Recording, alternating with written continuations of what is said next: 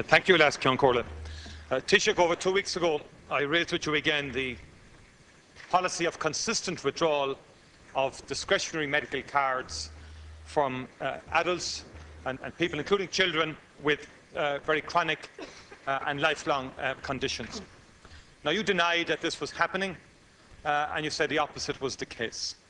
Our party have tabled a motion this week specifically on this policy of cutting back and withdrawing discretionary medical cards.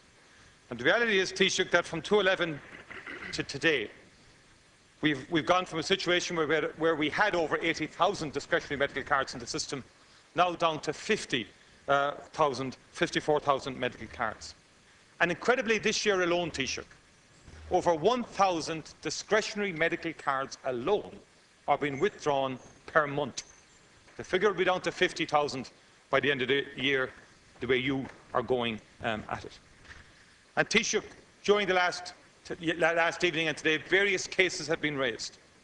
And I received a letter at the weekend, Taoiseach, outlining a situation of an 8-year-old child with Down syndrome, with chronic asthma, 2 severe skin conditions, sight difficulties, bilateral hearing loss, a need for a wide range of therapies, orthotics, and so forth, with significant medical prescriptions and costs, 15 GP visits at minimum a year, and extraordinary costs involved.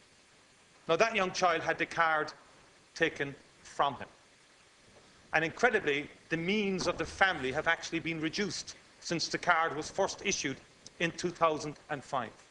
Now, there are many other cases, and the only reason I raise that case, among others, is to illustrate that there is a policy, and there has been a consistent policy, to withdraw discretionary medical cards from people who are chronically ill. And when I want to put it to you, Taoiseach, last evening we had a case of a young child, which Deputy Kelleher raised, 6 years of age. Very complex medical issues involved in that case. A child in hospital and so forth. The medical card was withdrawn, incredibly. And what people don't get, Taoiseach, is how ministers and how yourself can come in here and say this is not happening. Thank you, Deputy. This is not happening. So what I want to ask you, Taoiseach, basically, will you change heart? Will you stop what is going on and change the policy? Taoiseach. Well, the position is that when this government was elected, the discretionary medical card applications were not routinely assessed by medical personnel. And therefore, Minister Riley put together, on his instructions, the establishment of a clinical panel to assess the processing of applications for discretionary medical cards. And this allows medical professionals to have an input into granting a medical card to persons who exceed the income guidelines. That's what a discretionary card is, but who face particular personal circumstances, such as an illness of one sort or another. The discretionary medical cards are awarded to people who are unable without undue hardship to arrange GP services for themselves and their families. And the number of discretionary medical cards has fallen. It's fallen by over 22,000, because those discretionary medical card holders now qualify for an ordinary medical card, as they now meet the income eligibility. Now, that's a fact, Deputy Martin. That's a fact. 22,000 people who had discretionary medical cards now qualify for ordinary medical cards as they meet the income guidelines. And since 2011, actually 22,584 individuals who were previously recorded on the medical card register as having had eligibility for a discretionary medical card are now registered as medical card holders in their own right as they meet that eligibility. The HSE can only award medical cards in accordance with the Health Act, and therefore applicants have to be assessed. This is the discussion that's going on in private members' time in your own party's name this evening. There has been no change at all in the manner in which discretionary medical cards are awarded. There is no target set in the Health Service Executive National Plan to reduce the number of discretionary medical cards. I've given you the figures who had discretionary cards, who now have full ordinary medical cards. The HSE did produce a national assessment guideline to give a very clear framework to assess eligibility for discretionary cards for persons who have a particular illness or who have a particular hardship because of their circumstances. And those guidelines, Deputy Martin, facilitate the application of discretion. They facilitate the application of discretion by decision makers in responding to the individual needs of particular applicants for discretionary cards. And as the Health Act of 1970 stated very clearly, it provides that persons who are unable, without undue hardship, to arrange general practitioner services for themselves and their family qualify for a medical card. So I don't accept at all your assertion that there's any change here in the way that discretionary medical cards are granted.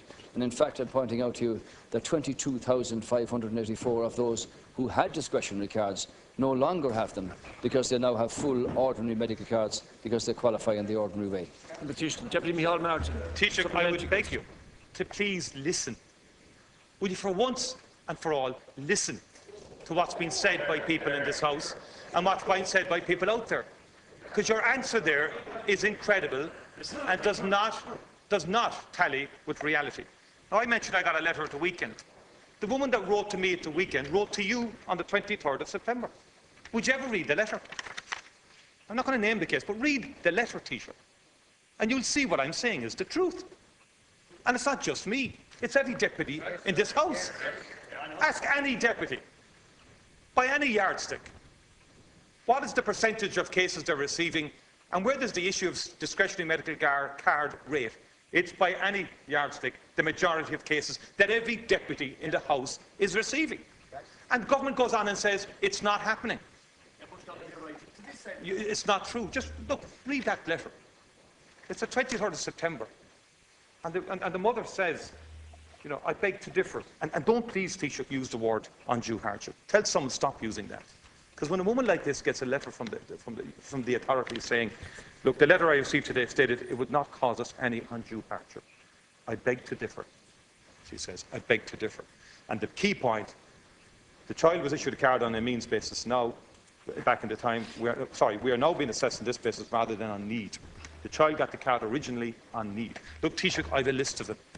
Right? Young 12-year-old, Ehlers-Danlos syndrome, refused medical card, appeal ongoing since July. Another case, 50-year-old woman, discretionary medical card, taken back in recent renewal, appeal just gone in, multiple sclerosis. Another 39-year-old refused, currently under appeal, multiple sclerosis. Another young child, I mentioned that child earlier, in terms of very complex medical orders. A 70-year-old individual had the card for 10 years. Very complex medical issues, ongoing significantly. Thank you, Deputy. And that person has huge difficulties as well. 69-year-old, card revoked. Had one since 2005. Very complex, serious and life-threatening condition, as per doctor's letter to the authorities. 67-year-old lost a card in a review in end-stage renal failure.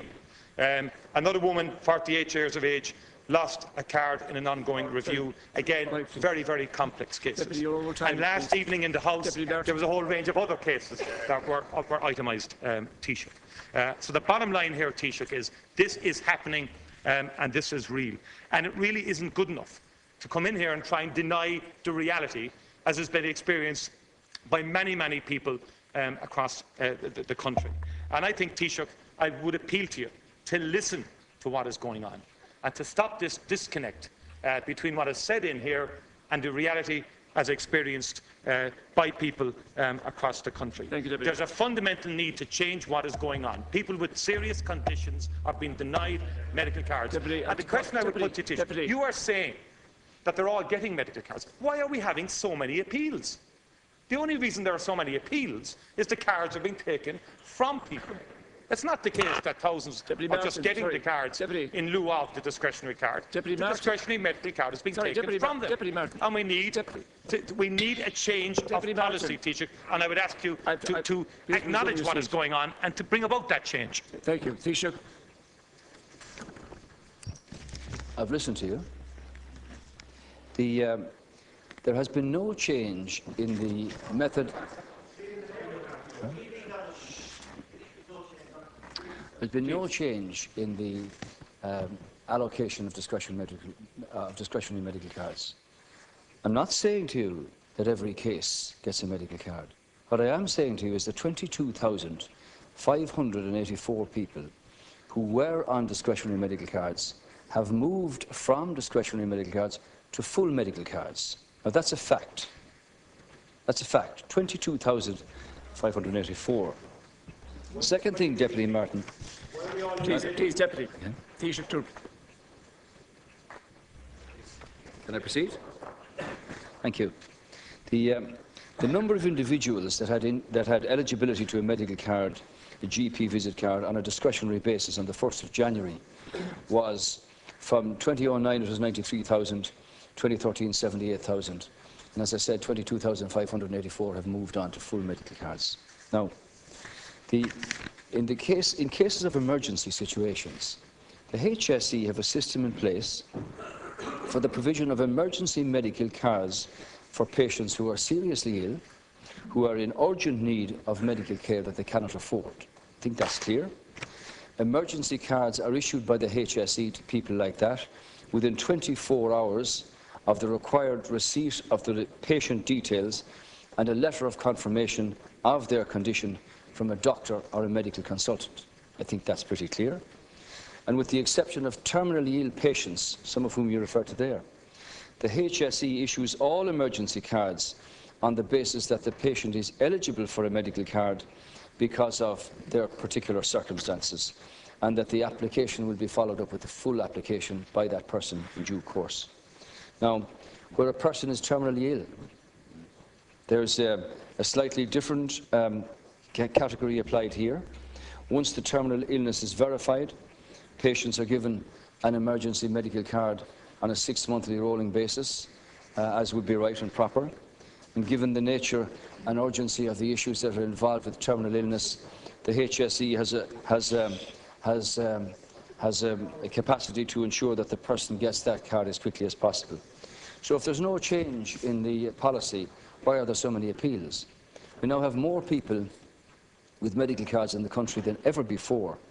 So there has been no change in the policy or in the methodology.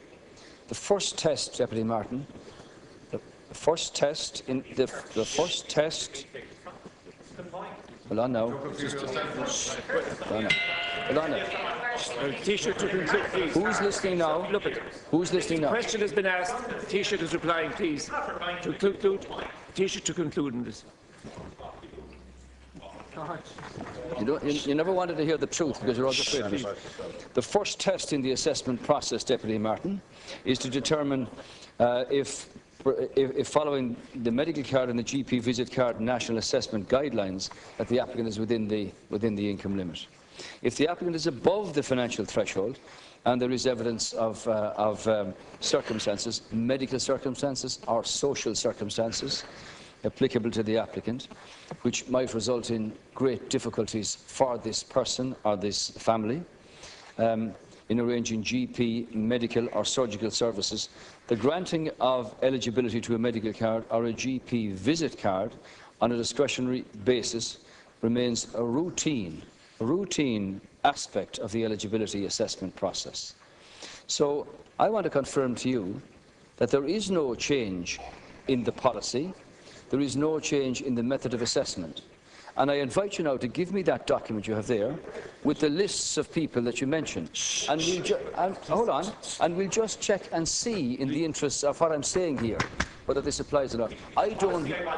Now, you won't listen. You never listen. I don't know the details, Deputy Martin, of the cases that you mentioned. But I'm willing here, against this background, to have these assessed to see whether they comply with the situation that applies. Because for years and years, a person who needed a medical card always got a medical card. There are guidelines. All I'm saying to you is that there are more people with medical cards in the country now than ever before, and 22,500 of those who had discretionary cards have moved on to that full medical card list. So I invite you to give me that list of those cases after this, and I'll have it checked out until we all see how they measure up in terms